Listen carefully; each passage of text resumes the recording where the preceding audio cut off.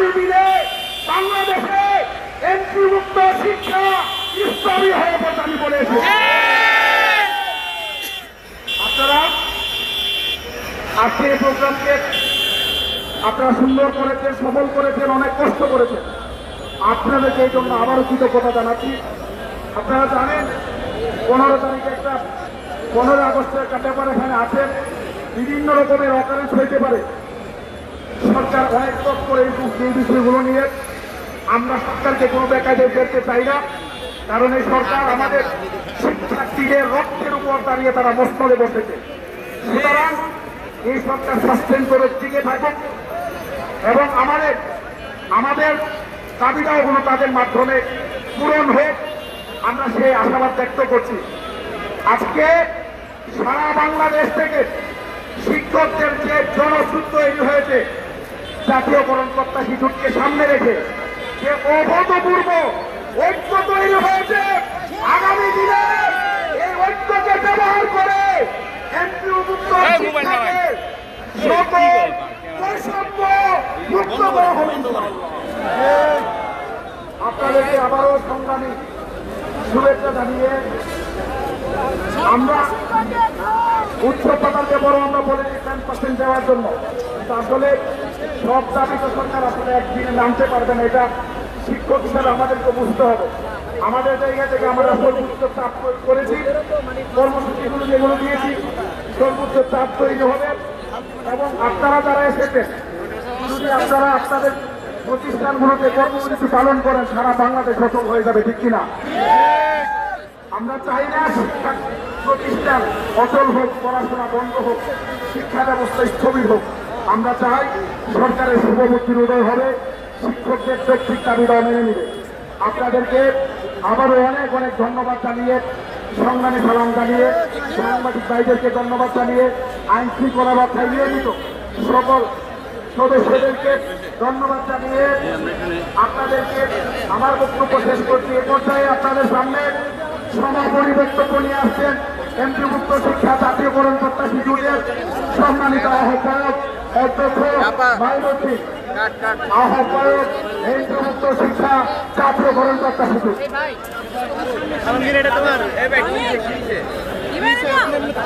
এই সাইডের দুটো বোম দেন ভাই। আরে এই যে নিচে কালোটা, হ্যাঁ ভাই চলে আসেন। জাতীয়করণ প্রত্যাশী জোটের আহ্বানে প্রেস ক্লাবের সামনে আজকে শিক্ষকদের যে জনসমুদ্রে পরিণত হয়েছে, আমি এমপিভুক্ত শিক্ষক কর্মচারীদেরকে বাংলাদেশ বেসরকারি শিক্ষক কর্মচারী ফোরাম এবং জাতীয়করণ প্রত্যাশী জোটের পক্ষ থেকে ধন্যবাদ জানাই।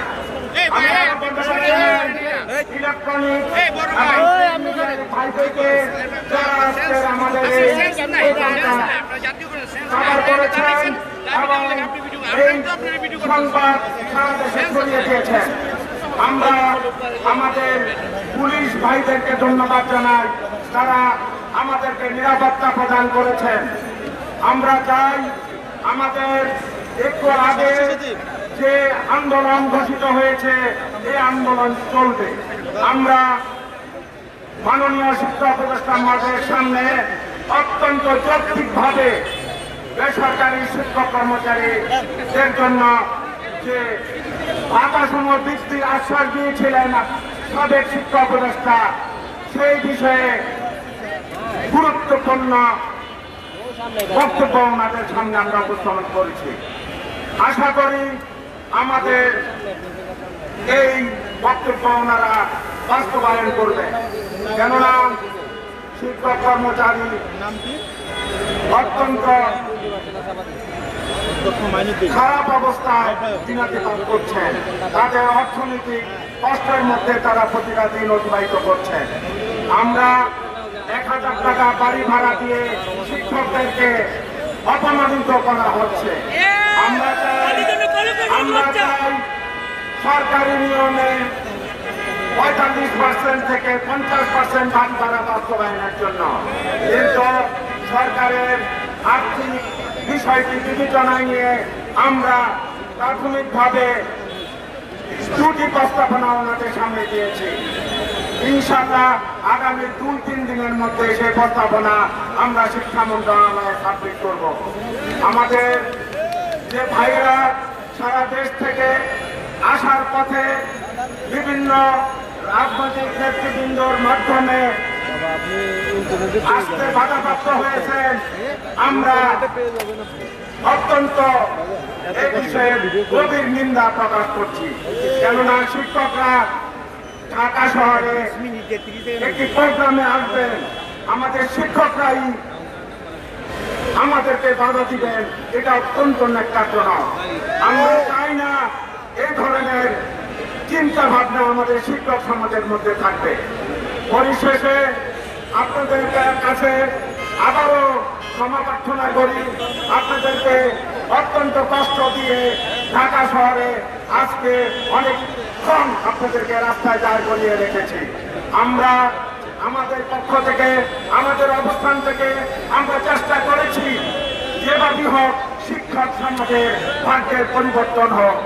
আমরা আমাদের অনস্বী সততা দিয়ে চেষ্টা করে যাব বেসরকারি শিক্ষা ব্যবস্থা বলতে কোন শিক্ষা ব্যবস্থা বাংলাদেশে থাকবে না। বাংলাদেশের 97% শিক্ষা প্রতিষ্ঠান পরিচালিত হয় বেসরকারি অ্যান্টিভুক্ত ব্যবস্থাপনার মাধ্যমে। আমরা চাইব খুব কম সময়ের মধ্যে, আশা করি বেসরকারি এই প্রতিষ্ঠানগুলো জাতীয়করণের আওতায় এনে শিক্ষা ব্যবস্থায় একটি বিপ্লব সংগঠিত হবে। আমি আমার বক্তব্য আর বৃদ্ধি করতে চাই না। আর আপনারাও অত্যন্ত দীর্ঘ সময় কষ্ট ভোগ করছেন, সবার কাছে ধন্যবাদ এবং কৃতজ্ঞতা জানিয়ে আমার বক্তব্য এখানে শেষ করছি এবং আজকের এই সমাবেশ এখানেই সমাপ্তি ঘোষণা করছি। বাংলাদেশ জিন্দাবাদ, ইনকিলাব জিন্দাবাদ। সবাইকে স্থান ত্যাগ করতে বলেন, সবাইকে চলে যেতে বলেন।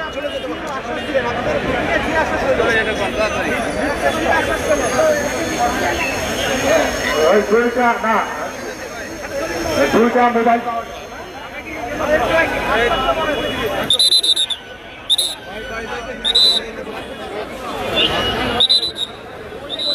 সরকারি নিয়মে বাড়ি ভাড়া, মেডিকেল ভাতা, শতভাগ উৎসব ভাতা ও শান্তি বিনোদন ভাতা প্রদান এবং সর্বজনীন বদলি চালু সহ এমপিভুক্ত শিক্ষা ব্যবস্থা জাতীয়করণের দাবিতে শিক্ষক সমাবেশ ও সচিবালয় অভিমুখে পদযাত্রা করছেন এমপিভুক্ত শিক্ষকেরা। এবং এখানে কিন্তু স্কুল, কলেজ, মাদ্রাসা ও কারিগরি শিক্ষা প্রতিষ্ঠানের শিক্ষকেরা কিন্তু জাতীয় প্রেস ক্লাবের সামনে আজ সমাবেশ করেছে এবং সমাবেশের আগে আমরা দেখেছি যে জাতীয় সচিবালয় অভিমুখে কিন্তু তাদের পদযাত্রা নিয়ে তারা সচিবালয় অভিমুখে রওনা হন এবং সেখানে কিন্তু পুলিশের বাধায় কিন্তু তাদের এই পদযাত্রা পণ্ড হয়ে যায়।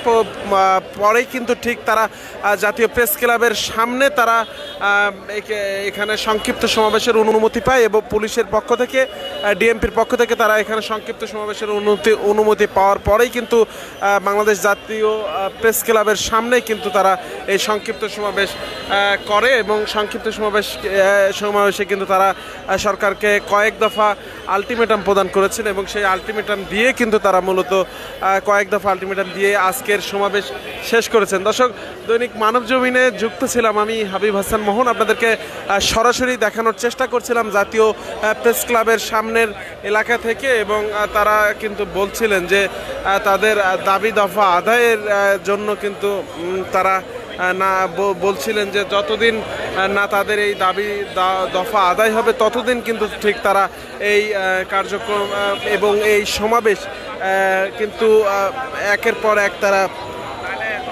বিভিন্ন কর্মসূচি দিয়ে যাবেন, এটি কিন্তু আমাদেরকে জানিয়েছেন।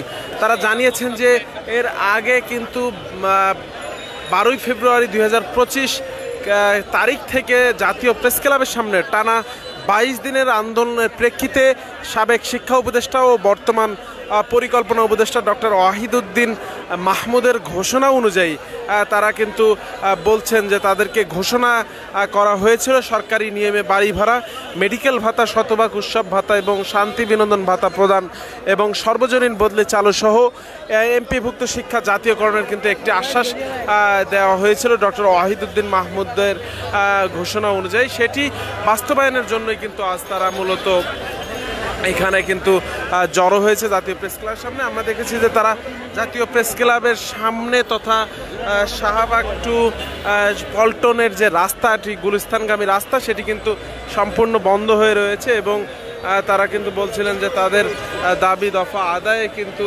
তারা যতক্ষণ না আদায় হবে তারা কিন্তু বিভিন্ন ধরনের কর্মসূচির কথা কিন্তু বলে যাচ্ছিলেন।